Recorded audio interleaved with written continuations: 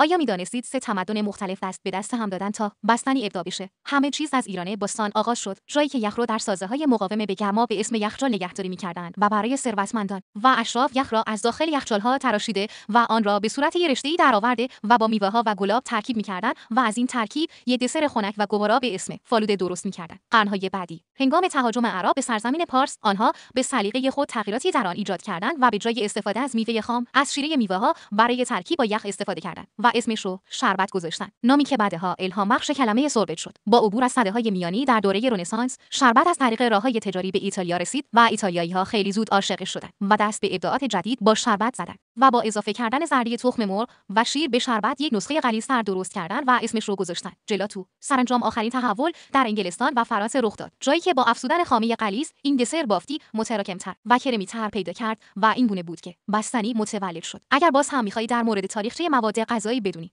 با هرمیداس همراه باش.